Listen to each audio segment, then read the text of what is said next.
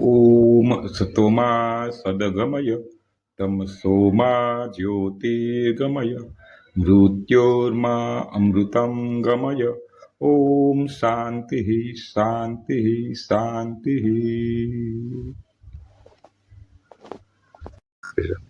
મિત્રો, આપણે જોયું ને હમણાં 45 સુધીની ગરમી પડી ગઈ એટલે કામ કરવામાં પણ થાક લાગે અને સવારમાં દી ઉગે ને ત્યાં જ પર સેવે રેપ ઝેપ થઈ. બરાબર. તો મિત્રો, આજ આપણે આ બધા કામ કરતાં કરતાં સમય મળ્યો નથી. ગોઠલા વાવવાનું કામ હતું, આંબાનું કટિંગ કરવાનું કામ છે, આ બધું છે. છતાં આજે થોડોક ટાઈમ લઈ આપણે એક વિડીયો મૂકીએ કે આંબાનું કટિંગ કેવી રીતથી કરવું.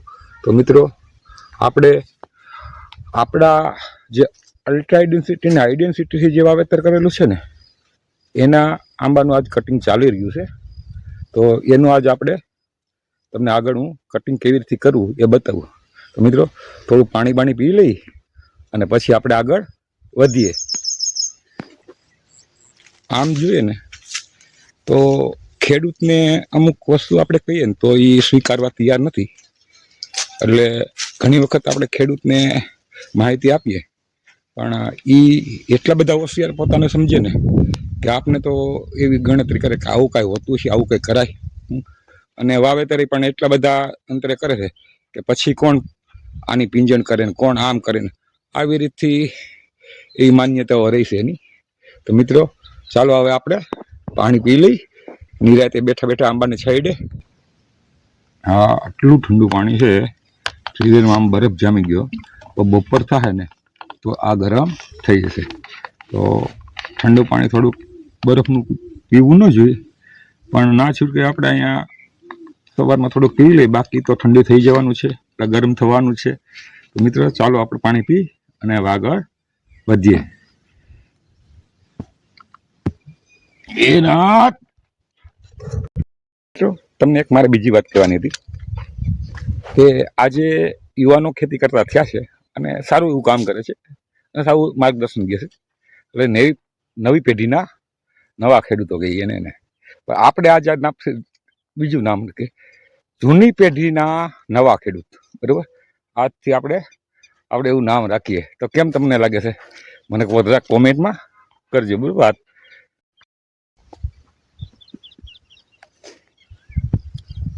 મિત્ર, એક વાત કહેવાનું તો ભૂલી ગયો કે તમે અમારી ચેનલમાં પહેલી વાર હોય તો ચેનલ લાઈક કરો, શેર કરો અને સબસ્ક્રાઈબ કરો, જેથી અમને થોડુંક પ્રોત્સાહન મળે અને મને થોડીક સારી અમારી વાતો હોય એ કરવાની મજા આવે. તો મિત્રો, વધુમાં વધુ શેર કરો, લાઈક કરો ને સબસ્ક્રાઈબ કરો, જેથી મને પણ ઉત્સાહ રહે. તમે આ જોઈ રહ્યા છો ને, આ જે આંબા છે ને, આપણે ગયા વર્ષે ફેબ્રુઆરી મહિનામાં અહીંયા આપણે કલમું વારી હતી ગોઠલાને. બરોબર. એનો વિકાસ અમુકનો એવો થયો છે ને તો અડધા આંબા થઈ ગયા છે. પણ નાના હતા, ચોમાસામાં તો આપણે કટિંગ કરી નાખી, પછી કંઈ ટાઈમ નથી મળ્યો. તો આવા પ્રકારના જે બધા આંબા છે, એટલે દરેક આંબાનું આપણે કટિંગ કરવાનું છે. તો કેવી રીતે સ્ટેપમાં કરવું એ હું તમને બતાવીશ. હકીકતમાં તો આંબો આવડો હોય ને ત્યાંથી એનું કટિંગ કરી નાખવું જોઈએ. બરાબર. પણ સમયના અભાવે આપણે નથી કર્યા. તો મિત્રો, આંબાનું કટિંગ શા માટે કરવું એ પહેલાં વાત કરી લઈએ. તમે જુઓ છો ને, આ અસલ સોગટવાળો આંબો છે. બરાબર.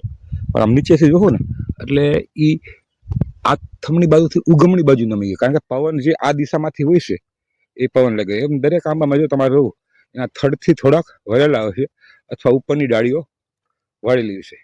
એને આપણે કટિંગ કરી નાખીને એટલે આંબો સીધો થાય. જો દરેક આંબાને ઝુલાવ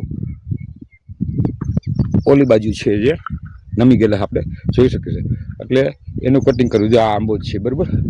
આ બધા આંબા છે એ અત્યારે તો પવન નથી. જો પવન આવશે એટલે એ બધા અડધા આડા થઈ જશે અને આપણે પાણી પાઈએ એટલે એની શું હાલત થાય. આ જો આ આખો આંબાનો ઝુકાવ એ બાજુ છે. તો એનું કટિંગ કરીએ તો એનું થડ મજબૂત થાય અને આંબાનો ઘેરાવ થાય અને ચારે બાજુ સરખો થાય.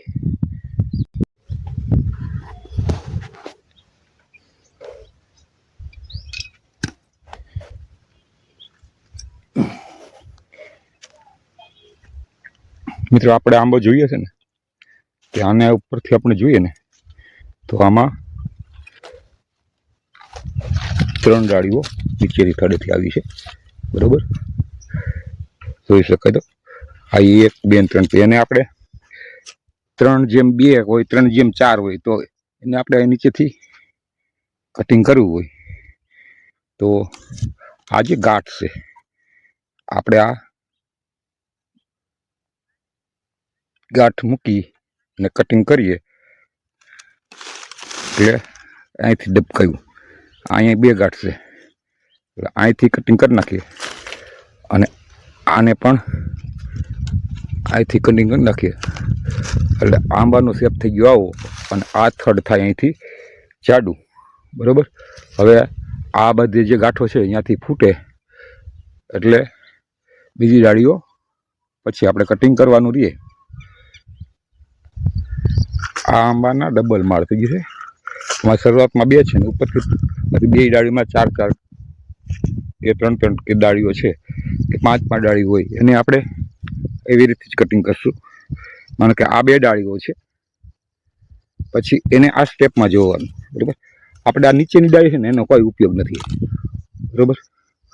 એટલે એને આપણે છે ને થડમાંથી કટિંગ કરી નાખીએ એટલે વધતી માટે. હવે એનો જે ગ્રોથ છે એ બધું આગળ વધતો રહે. હવે આને અહીંથી કટિંગ કરશું અને અહીંથી કટિંગ કરશું અને આનાથી ફૂટ આવી ગઈ છે વચ્ચે ડાળી ભાંગી ગઈ છે તે એને પણ આપણે કાઢી જ નાખીએ, બરોબર. પછી આ ડાળીને પણ અહીંથી કટિંગ કરીએ એટલે આની અંદર આપણે જોઈએ તો આ 4 ડાળીઓ રહેશે કે 3 ડાળીઓ રહેશે, બરાબર. સાઈડમાં છે એટલે 3 ડાળીઓ રાખી. આની અંદર આવી 5 થી 6 ડાળીઓ છે એટલે વચ્ચે છે ને એક આ વધારાની ફૂટેલી છે એને આપણે કાઢી નાખીએ સાવ. પછી આને જે કલમી વાળી એનું 1.25 વર્ષ થયું છે, આવડો એનો ગ્રોથ થઈ ગયો છે. હવે આ સર્જન આવી ગઈ છે એનું કટિંગ કરવાનું છે તો આપણે એનું કટિંગ કરીએ અને જોઈએ.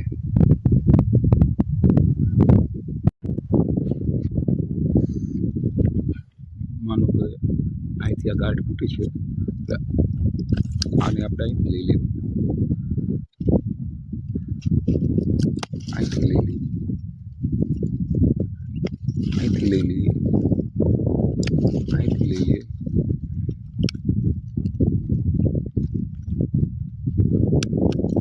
અહીંથી આ છે નીચેની ડાળ છે એટલે એને નજીકથી લઈ લઈએ એટલે આનો હવે રાઉન્ડ શેપ આવી જાય.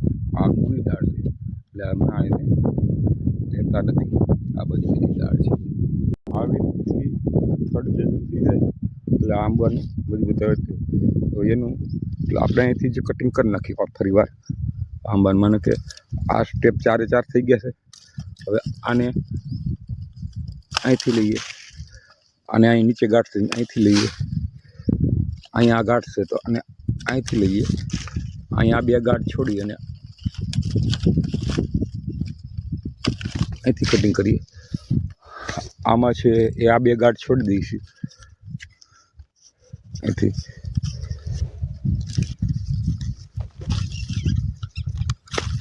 અહીં લઈએ અને આની પણ આ 2 ગાંઠ છોડી અને અહીંથી લઈએ. આ 2 કોની છે એટલે એને હમણાં કટિંગ નથી કરતા.